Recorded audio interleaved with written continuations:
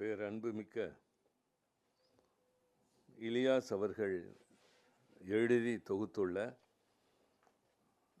சிங்கப்பூரில் முத்தமிழறிஞர் கலைஞர் என்ற நூல் வெளியீட்டு விழா நிகழ்ச்சிக்கு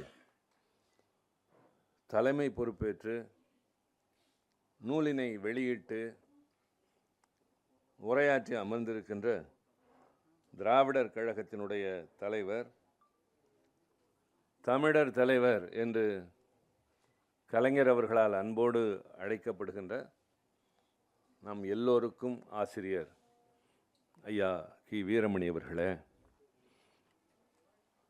நூலினை பெற்றுக்கொண்டு வாழ்த்துரையாற்றி அமர்ந்திருக்கின்ற இந்திய யூனியன் முஸ்லீம் லீக் கட்சியினுடைய அகில இந்திய தலைவர், நாடாளுமன்ற மேனாள் உறுப்பினர், என்னுடைய வணக்கத்திற்குரிய பேராசிரியர் காதர் மொய்தீன் அவர்களே,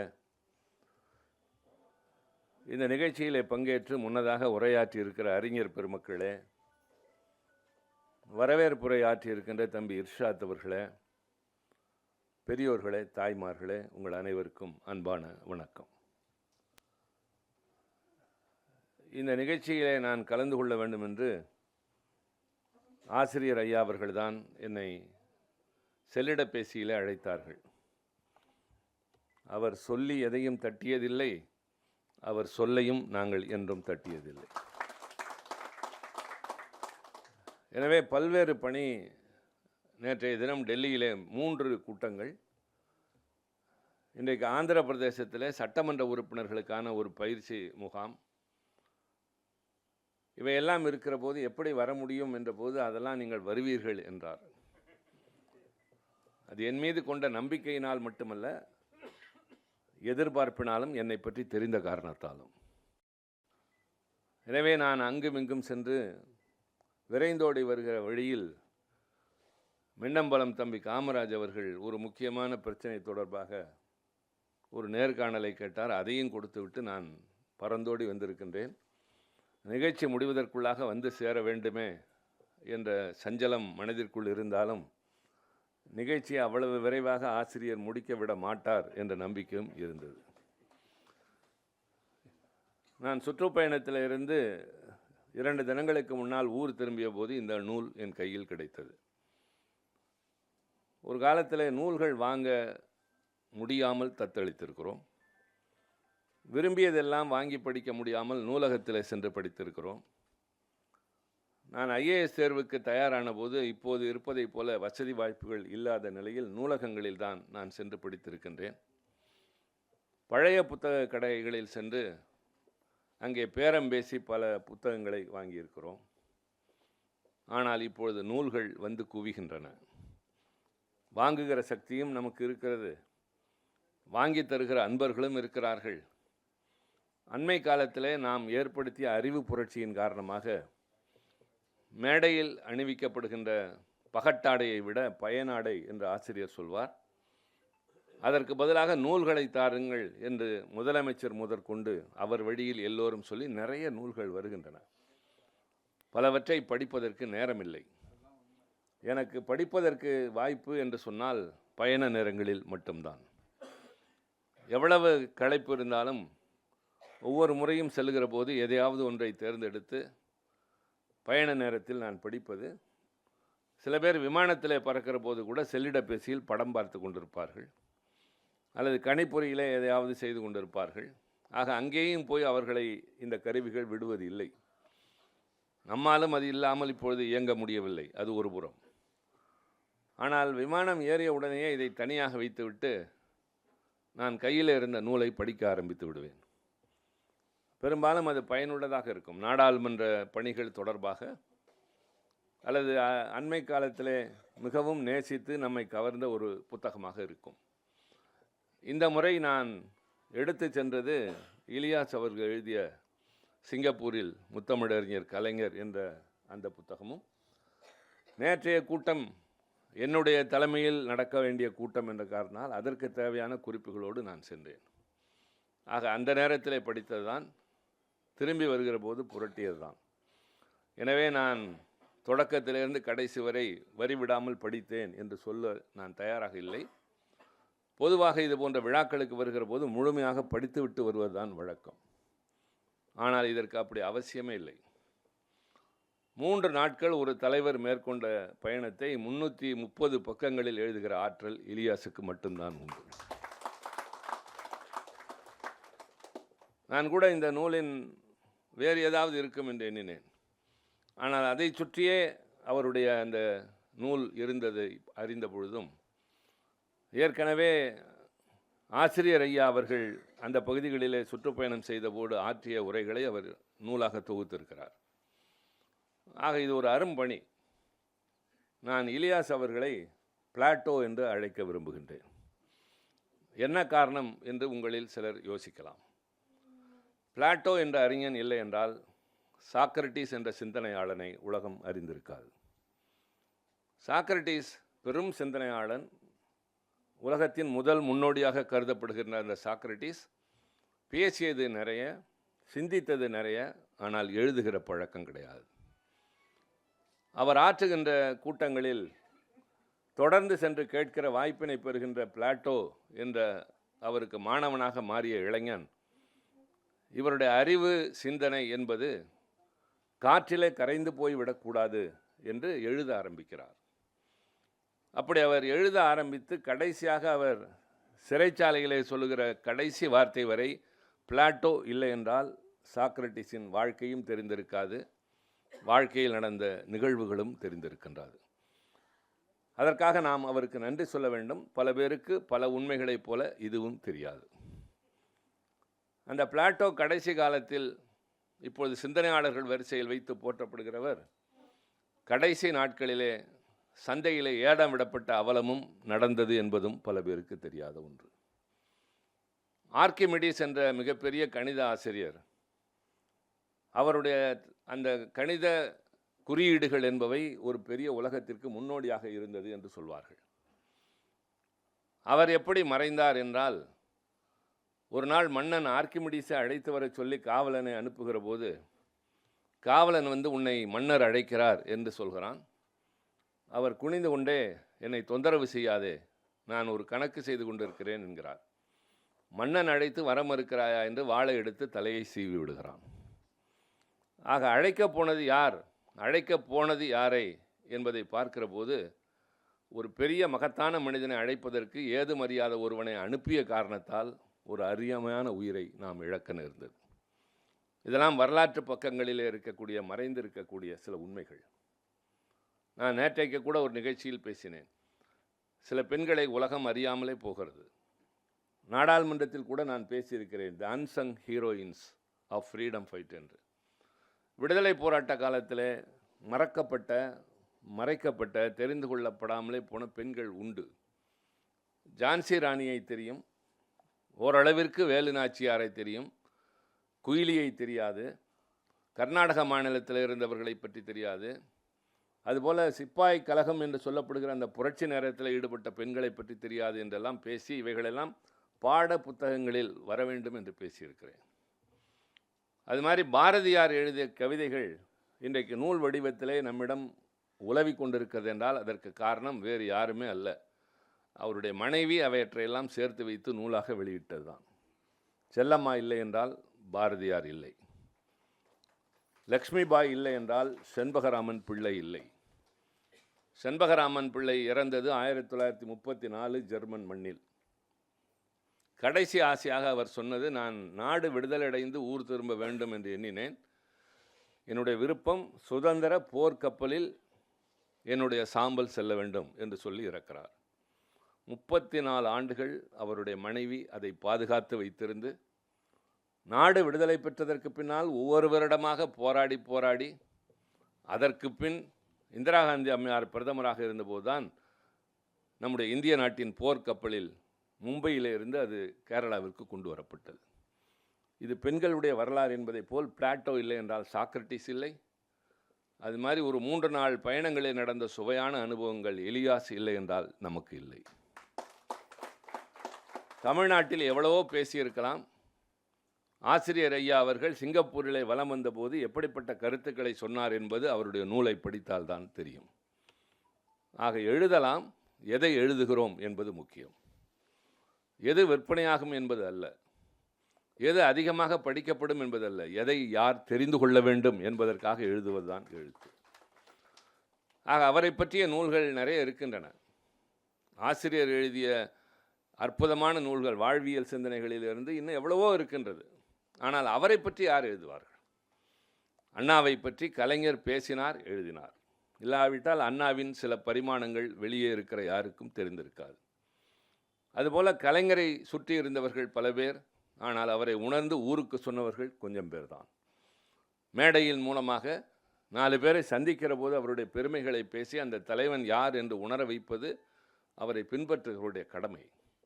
இவரால் என்ன கிடைக்கும் என்பது மட்டுமே எண்ணுகிறவர்கள் அதை செய்ய மாட்டார்கள். அப்படி கருதாமல் ஒரு தலைவனின் உயர்வை பற்றி எண்ணக்கூடியவர்கள் தான் இலியாஸை போல இப்படிப்பட்ட நூலினை நமக்கு தருவார்கள், தமிழ் இலக்கிய உலகத்திற்கும் தருவார்கள். அதனால்தான் நான் பிளாட்டோ என்று சொன்னேன். சாக்ரட்டிஸ் நீதிமன்றத்திலே கடைசியாக தன் தரப்பு வாதமாக வைத்ததை நான் தமிழில் மொழிபெயர்த்திருக்கிறேன். குற்றவாளி கூண்டில் சாக்ரட்டிஸ் என்பது அது. அதிலே தான் அவர் பேசிய எல்லாம், வாதங்கள் எல்லாம் முழுமையாக பதிவாகின. அதை நான் படித்துவிட்டு கலைஞரிடம் காட்டினேன், பாராட்டினார். பின்னர் ராஜாராணி படத்தில் சாக்ரட்டிஸை பற்றி வந்ததை சொன்னார், இன்னும் சில குறிப்புகளை சொன்னார். அதற்கு பின்னால் அணிந்துரையும் எழுதி கொடுத்தார்கள். இப்பொழுது அண்மையில் என்னுடைய நூல்கள் 5 வெளியான போது அதில் ஒன்றுக்கு ஆசிரியர் ஐயா அணிந்துரை தந்திருக்கின்றார். அது நான் எப்படி மாணவனாக இருந்து அவசரநிலை காலத்தில் மிசா சட்டத்தில் கைதானேன், அந்த நேரத்தில் என் மனநிலை எப்படி இருந்தது என்பது பற்றிய ஒரு நூல். 21 வயது இளைஞன், நல்ல உயர்ந்த கல்வி, பெரிய வேலை, கை நிறைய சம்பளம், கவலை இல்லாத வாழ்க்கை என்று கனவு கண்டு கொண்டிருக்கக்கூடிய பல சராசரி இளைஞர்களில் ஒருவனாக இருந்தவன். இளவயதில் தாயினால் விதைக்கப்பட்ட இந்த திராவிட இயக்க உணர்வுகளால் ஈர்க்கப்பட்டு வளர்க்கப்பட்டு பின்னர் கழகத்தில் ஈடுபாடு கொண்ட காரணத்தால் நான் 1 வருடம் சிறையில் இருந்தேன்.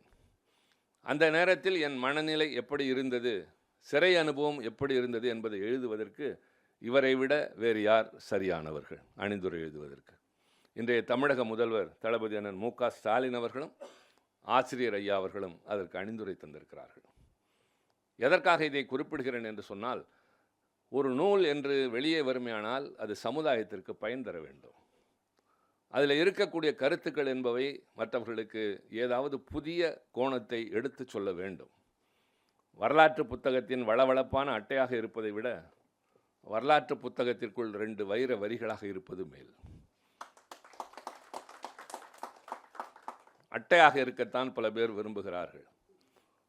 உள்ளே இருக்கிற வரிகளை படிக்கிறவர்கள் உணர்வார்கள், அது காலமெல்லாம் எதிரொலித்து கொண்டே இருக்கும். அது மாதிரி இந்த நூலில் பல குறிப்புகள், நான் ஒன்றை மட்டும் சொல்லியாக வேண்டும். மிக முக்கியமாக இன்றைய நிலைக்கு ஏற்ப அறிஞர் அண்ணா அவர்கள் ஒரு முறை வெளிநாடுகளுக்கு பயணம் செய்கிற போது பல பேருக்கு தெரிந்த, அதுவும் இங்கே இருக்கக்கூடிய அறிஞர்களுக்கு தெரிந்திருக்கும், அவர் ரோம் நாட்டுக்கு செல்கிறார். அங்கே வாட்டிகனில் இருக்கிற போப்பாண்டவரை சந்திக்கிறார். மரியாதை நிமித்தமாக அவர் ஒரு மத தலைவரை பார்க்க போனார் என்பதை விட அவர் உலக புகழ்பெற்ற ஒரு தலைவர் என்று பார்க்க போனது இன்னொரு காரணத்திற்காகவும். அவரை சந்திக்கிற போது அண்ணாவை பற்றி கேட்டு அதன் மூலமாக அவர் மீது மதிப்பு கொண்டிருந்தவர், உங்களுக்கு என்ன பரிசு வேண்டும் என்று கேட்கிறார். அண்ணா அவரிடம் கேட்டது, ஒரு காலத்தில் இந்த நாடு, எங்களுடைய நாடு என்பது பலதரப்பட்ட அந்நியர்களுக்கு அடிமையாகி இருந்தது. ஒரு பக்கம் பிரிட்டிஷார், ஒரு பக்கம் பிரெஞ்சுக்காரர்கள், ஒரு பக்கம் போர்ச்சுகீசியர்கள், இன்னொரு பக்கம் டச்சுக்காரர்கள். அப்படி போர்ச்சுகீசிய நாட்டுக்கு அடிமையாகி இருந்த கோவா பகுதியில் போராடிய ஒரு இளைஞனை அந்த அரசாங்கம் கைது செய்து கொண்டு போய் தங்களுடைய சிறையில் அடைத்து வைத்தது. நாடு விடுதலையாகிவிட்டது, 2 நாடுகளுக்கு நட்புணர்வு வளர்ந்து விட்டது. ஆனால் இன்னும் அவன் விடுதலையாகவில்லை. தங்களுடைய செல்வாக்கை பயன்படுத்தி அவனை விடுதலை செய்ய வேண்டும் என்றவுடன் உணர்ச்சி பொங்க அவருடைய கரங்களை பற்றி, இவ்வளவு தொலை வந்த ஒருவர் ஒரு வீரனை விடுதலை கேட்கிறீர்களே என்று சொல்லி அவர் தன்னுடைய செல்வாக்கை பயன்படுத்துகிறார். விடுதலை பெற்ற வீரனின் பெயர் ரானடே என்பது எல்லோருக்கும் தெரியும். அவன் விடுதலையாகி வந்தவுடன் பார்க்க விரும்பிய முதல் நபர், இந்த நாட்டிற்குள் வந்தவுடன் ஓடோடி வந்தது அண்ணாவை காண. ஆனால் அண்ணாவை அவன் காண நேர்ந்தது கடற்கரை ஓரத்தில் உறங்கி கொண்டிருந்த அண்ணாவைத்தான். மறைந்து போன அந்த தலைவனை பார்த்து கதறினான், என்னை பற்றி எவருமே கருதவில்லை, எனக்காக யாரும் குரல் கொடுக்கவில்லை, எனக்காக குரல் கொடுத்த நீங்கள் இப்பொழுது மண்ணுக்குள்ளே மயங்கிவிட்டீர்களே என்று சொல்லி அழுததாக சொல்வார்கள். அதைப்போல இந்த நூலிலே ஒரு தகவல். 1999 முதல்வராக சிங்கப்பூர் சென்ற கலைஞர் அந்த பிரதமரை சந்திக்கிறார். தமிழ்நாட்டுக்கு முதலீடுகளை ஈர்ப்பதற்காக சென்ற அந்த சுற்றுப்பயணம், தமிழர்கள் மத்தியிலே உரையாடுகின்ற பல்வேறு நிகழ்வுகள், தனிப்பட்ட முறையில் பலரோடு பேசுகிறார். பிரதமரை சந்தித்த போது கலைஞர் வைத்த கோரிக்கை, வெளிநாட்டுக்கு சென்றால் வாழலாம் வசதியாக, கவலை இல்லாமல் கொஞ்சம் குடும்பம் இருக்கும் என்பதற்காக வீட்டில் இருந்த நகை நட்டு, காடு கழனி இதையெல்லாம் விற்றுவிட்டு பல பேர் வருகிறார்கள். அதில் சிலர் எத்தர்களை நம்பி வருகிறார்கள். சொன்னது ஒரு வேலை, வாங்கி தந்தது ஒரு வேலை. வாங்கி தந்த வேலையிலே போதிய ஊதியம் இல்லை, வாங்கிய கடனுக்கு வட்டியும் செலுத்த முடியவில்லை, அந்த வேலையும் கூட நிரந்தரமாக இல்லை என்று இந்த நாட்டில் பல பேர் நாதியற்றவர்களாக வீதியிலே திரிகிறார்கள். உங்கள் செல்வாக்கை பயன்படுத்தி அப்படிப்பட்டவர்களுக்கெல்லாம் ஒரு வாழ்வை ஏற்படுத்தி தர வேண்டும் என்று கலைஞர் அவர்கள் கேட்டதாக இலியாஸ் அவர்கள் பதிவு செய்திருக்கிறார். இந்த ரெண்டையும் இப்போது சொல்லிவிட்டேன்.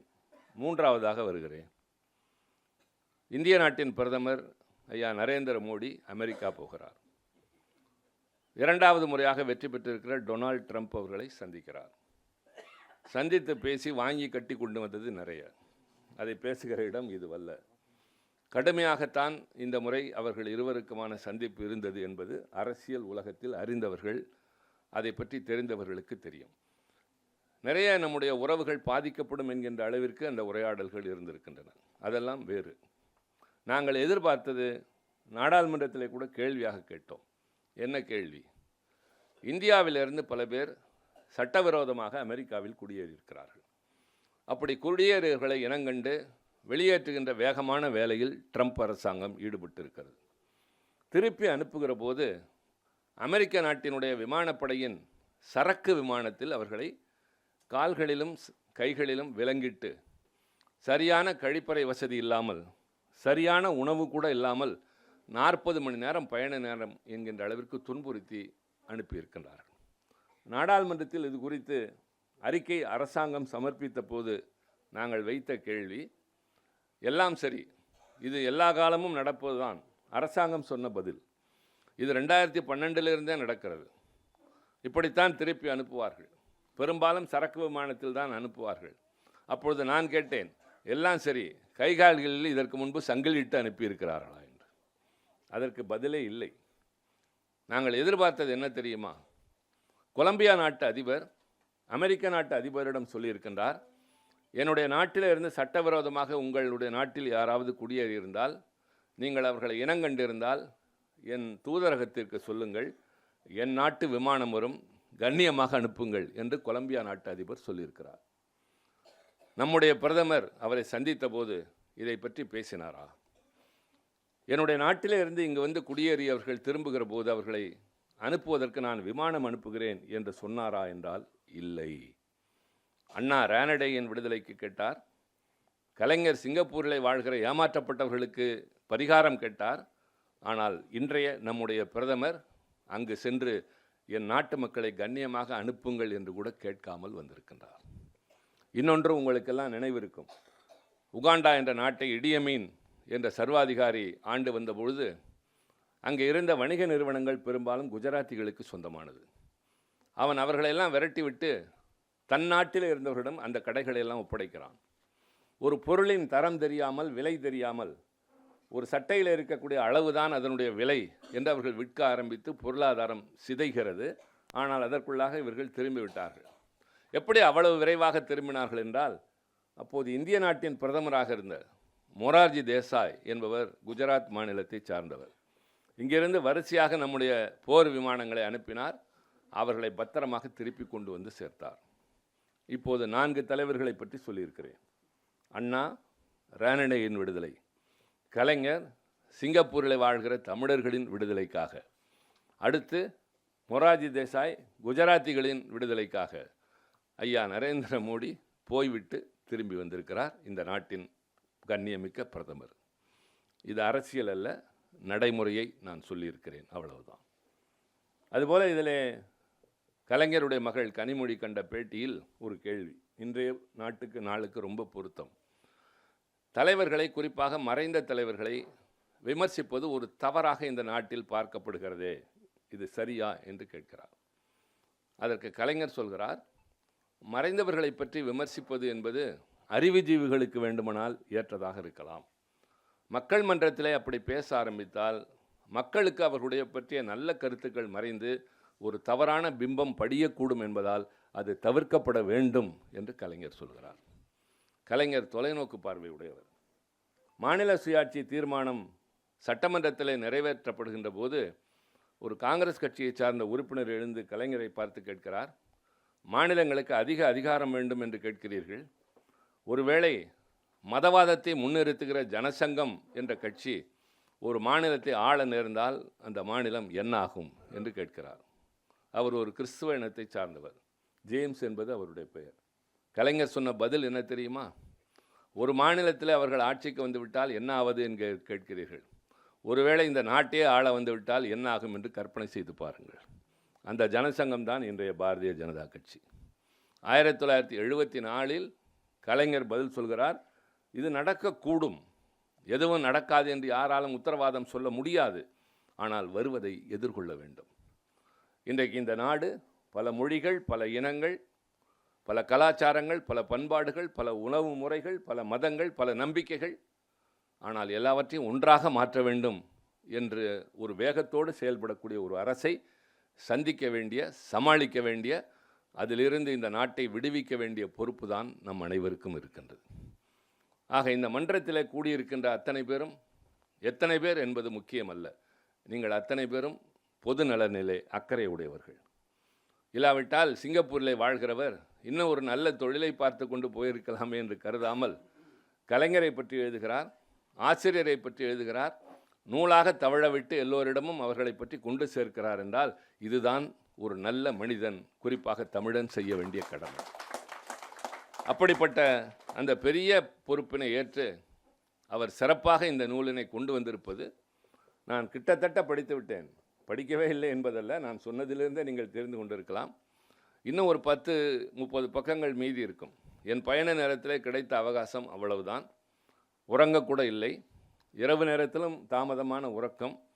காலையில் விரைவில் எழுந்து கடமைகளை பார்த்து, விமானத்திலும் உறங்க நேரமில்லாமல் அதையும் படித்துவிட்டு, நான் பயந்து கொண்டு வரவில்லை, எல்லையற்ற மரியாதையின் காரணமாக ஆசிரியருக்காக இங்கே நான் ஓடோடி வந்திருக்கின்றேன். அவரோடு எங்களுடைய பேராசிரியர், அவர் திருச்சி ஜமால் முகமது கல்லூரியிலே சரித்திர பேராசிரியர். அப்போது அவர் தன்னுடைய பொறுப்பை துறந்துவிட்டு சட்டமன்ற தேர்தலுக்கு போட்டியிடுகிறார். அப்பொழுது திருச்சியிலே நான் மாணவர் அணியின் தலைவர். அப்போது இளைஞரணி ஆரம்பிக்கவில்லை. அப்போது அவருக்காக மாணவர்களை ஒன்று சேர்த்து வீடு வீடாக சென்று வாக்கு சேகரித்தவன் தான் பின்னர் நாடாளுமன்றத்தில் அவரோடு நானும் ஒரு உறுப்பினராக இருக்கக்கூடிய வாய்ப்பு கிடைத்தது. அவர் இன்றைக்கு அகில இந்திய தலைவர், இஸ்லாமிய பெருமக்களுக்காக நடத்தப்படுகின்ற ஒரு அமையான அமைப்பின் தலைவர். நாடாளுமன்றத்திலே நான் பேசுகிற கருத்துக்களை என்னை அப்பொழுது அழைத்து பாராட்டுவார். ஆசிரியரை போலத்தான். இன்னும் சொல்லப்போனால் அவர் குறிப்பாக இந்த குடியுரிமை சட்டத்தின் போது நான் கொண்டு வந்த திருத்தங்கள், அதை மட்டும் நான் இங்கே சொல்வது என் கடமை, பல பேருக்கு தெரியாது என்பதால். அது மட்டும் நிறைவேறியிருந்தால் இந்திய நாட்டில் குழப்பம் இருந்திருக்காது. வெளிநாட்டிலிருந்து வருகின்ற மத சார்பின் காரணமாக, மத வெறுப்பின் காரணமாக நாடு கடத்தப்பட்டவர்களுக்கு இந்தியா குடியுரிமை தரும் என்று ஒரு சட்டம் வருகிறது. நல்ல முயற்சி தான். நாடற்றவர்களுடைய நிலைமை என்ன? இலங்கை வாழ்கின்ற தமிழர்கள் கப்பலில் ஏறி எங்கேயும் இறங்க முடியாமல் 3 மாதங்கள் உணவுக்கு கூட வழி இல்லாமல் பெண்களும் குழந்தைகளும் நடுக்கடலிலே தத்தளித்த கதையெல்லாம் நமக்கு தெரியும். அப்படிப்பட்ட நிலையில் ஒரு சட்டம் வருகிறது. அந்த சட்டத்தை வரவேற்பதற்கு முன்னால், எதிர்ப்பதற்கு முன்னால் அதை முழுமையாக தெரிந்து கொள்ள வேண்டும் என்று படிக்கிறோம். அது என்ன சொல்கிறது என்றால், பக்கத்தில் இருக்கிற 3 நாடுகள் பாகிஸ்தான், பங்களாதேஷ், ஆப்கானிஸ்தான், இந்த 3 நாடுகளிலிருந்தும் மத ரீதியாக துன்புறுத்தப்பட்டு இந்தியாவுக்கு வருகிறவர்களுக்கு இந்தியா குடியுரிமை தரும். மகிழ்ச்சி. யார் யாருக்கு தருவீர்கள்? 5 மதங்களை சார்ந்தவர்களுக்கு தருவோம். இந்துக்கள், கிறிஸ்துவர்கள், பார்சிகள், சீக்கியர்கள், புத்த மதத்தை சார்ந்தவர்கள். இவ்வளவுதான் சட்டம். இதைத்தான் எல்லோரும் பேசிக்கொண்டிருக்கிறார்கள். நாங்கள் எதிர்த்து பேசுவோம், கருத்துக்களை சொல்வோம், அது பதிவாகுமே தவிர பதில் இருக்காது. கேட்டு பார்த்தால் விடை கிடைக்காது. பல நேரங்களில் இப்போது கூட புதிய கல்விக் கொள்கையை எதிர்க்கிறோம் என்றால் அது ஒரு கொள்கை. அது சட்டமன்றத்தில் நாடாளுமன்றத்தில் நிறைவேற்ற வேண்டிய அவசியம் இல்லை. எதிர்த்து பேசுவோம், செவிமடுக்க மாட்டார்கள். செவிமடுத்தாலும் சிந்திக்க மறுப்பார்கள். சிந்தித்தாலும் நம் கருத்தை ஏற்றுக்கொள்ள மறுப்பார்கள். ஆக எங்களுக்கு இருக்கக்கூடிய ஒரு வழி, ஒரு மசோதா நிறைவேறுவதற்கு முன்னால் அதில் திருத்தங்களை கொடுக்கிற உரிமை உண்டு. நான் 2 திருத்தங்களை கொடுத்தேன். இங்கே இருக்கிற மக்கள் தெரிந்து கொள்ள வேண்டும் என்பதற்காக. ஒரு சட்டத்தில் ஒரு சொல் எல்லாவற்றையும் தலைகீழாக மாற்றி போடும்.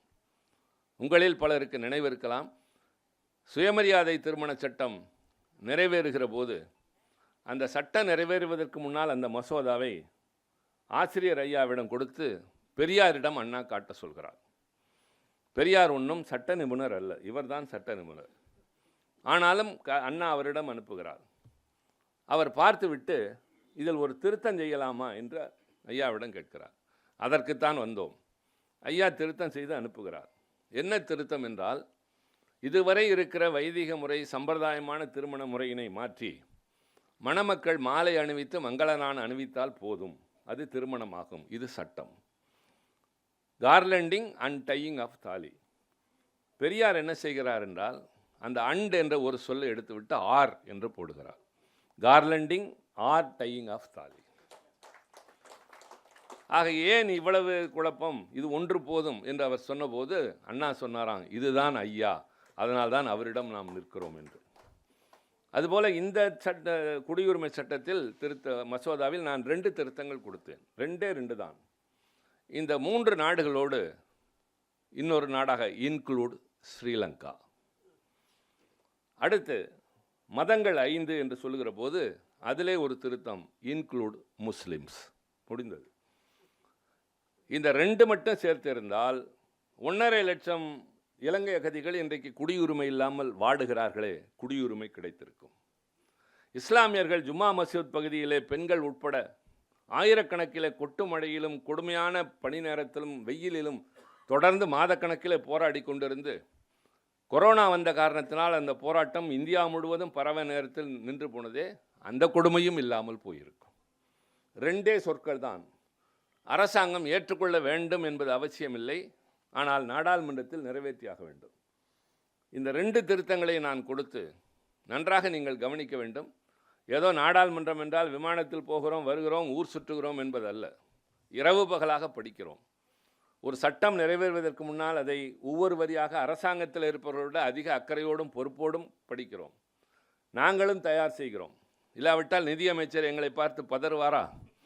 நாங்கள் கேட்டால் கொதிப்பாரா? காரணம், பேசுவது அப்படி. இந்தியாவிலே இருக்கிற வளங்களில் 40 விழுக்காட்டை 1 விழுக்காடு மக்கள் மட்டும் அனுபவித்துக் கொண்டிருக்கிறார்கள். 50 விழுக்காடு மக்கள் வெறும் 3 விழுக்காடு வளத்தை மட்டுமே கொண்டு வாழ்கிறார்கள். இல்லையா, உண்டா என்றால் பதில் கிடையாது. அது எங்களுக்கு தெரிந்த காரணத்தால் கேட்கிறோம். அதுபோல் இந்த 2 திருத்தங்களும் வாக்கெடுப்புக்கு விடப்படுகின்றது. வாக்கெடுப்புக்கு விட்டாக வேண்டும் என்பது அவசியம். வாக்கெடுப்பு விட்ட நேரத்தில் எங்களுடைய கட்சிக்கு அன்றைக்கு இருந்த எண்ணிக்கை வெறும் 5 தான். தயவு செய்து இங்கே கூடியிருக்கிற தமிழ் பெருங்குடி மக்கள், எவ்வளவு பெரிய முயற்சி, என்ன நடந்தது என்று தெரிந்து கொள்ளுங்கள். 5 பேர் கொண்ட இந்த கட்சியை சார்ந்த என்னுடைய திருத்தத்திற்கு ஆதரவாக கிடைத்த வாக்குகள் 86. எல்லா மாநிலங்கள், எல்லா கட்சிகளை சார்ந்தவர்களும் ஆதரிக்கிறார்கள். அரசாங்கத்திற்கு ஆதரவாக கிடைத்தது 105. இதில் என்ன வேடிக்கை என்றால், 105 வாக்குகளில் 13 வாக்குகள் தமிழ்நாட்டில் இருக்கிற அதிமுகவின் வாக்கு.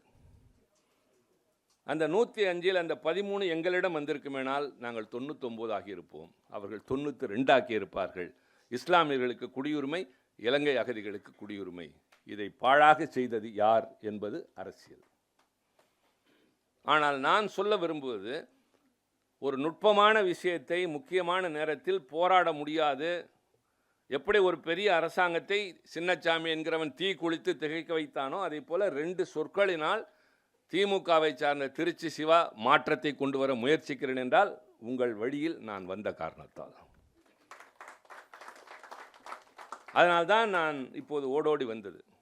கொஞ்ச நேரமாவது நான் பேச வேண்டும் என்பது மட்டுமல்ல, என் விருப்பம் இவர்களெல்லாம் பேசுவதை கேட்க வேண்டும் என்று. அப்படி பேசுவதை கேட்டால் எனக்கு நிறைய கிடைக்கும். இன்னும் அவர்கள் வாயார என்னை பாராட்டுகிற போது இன்னும் கொஞ்சம் எனக்கு உற்சாகம் பிறக்கும். வேறு என்ன அள்ளி கொடுக்கவா போகிறோம் ஒருவருக்கொருவர்? அதெல்லாம் இல்லை, அதெல்லாம் தேவையில்லை. பாராட்டு, உற்சாகம், ஊக்கம், இது இந்த தலைவரிடமிருந்து கிடைக்கிற போது அது எனக்கு பெரிய ஊக்கமாக, இன்னும் நான் போர்க்களத்திற்கு செல்லுகிற போது இன்னும் வேகமானவனாக செல்வேன். இருந்தாலும் அவர்களுக்கு உள ரீதியாக, மன ரீதியாக எப்பொழுதும் என் மீது அன்பு உண்டு, உங்களை போன்றவர்களுக்கு உண்டு என்பதைப் போல எங்களுடைய நெருக்கமான அந்த வளையத்திற்குள் இப்போது இலியாசும் இணைந்திருக்கிறார். இனி நான் சிங்கப்பூர் செல்ல நேர்ந்தால் இலியாஸ் எங்கே என்று தேடுவேன், இர்ஷாத் எங்கே என்று தேடுவேன். எங்களுக்கு ரொம்ப வேண்டியவர் இங்கே இருக்கிறார். அவர் நல்ல தொண்டாற்றி வருகிறவர். தமிழ் எழுத்துக்களின் மூலமாக சில தலைவர்களுக்கு ஒரு புதிய முகத்தை காட்டியவர் என்று நான் நிச்சயமாக சொல்வேன். ஆக இந்த நூல் ஒரு அரிய முயற்சி. நான் சொன்னதைப் போல் ஒரு 3 நாள் நிகழ்வுகளை 330 பக்கம் எழுதுகிற ஆற்றல் எல்லோருக்கும் வராது, அவருக்கு வந்திருக்கிறது. எனவே அவரை நான் பாராட்டுவதோடு அவருக்கு துணை நின்றவர்கள், இப்படி விடாது இந்த இயக்கத்தின் மீதும் தலைவர்கள் மீதும் பற்று கொண்டு அவர் ஆற்றுகிற இந்த தொண்டு எங்கள் தலைமுறைக்கும் தொடர்ந்து உங்களுடைய அன்பும் ஆதரவும் வேண்டும் என்று கேட்டு இந்த நல்ல வாய்ப்பிற்கு நன்றி கூறி விடைபெறுகிறேன். நன்றி, வணக்கம்.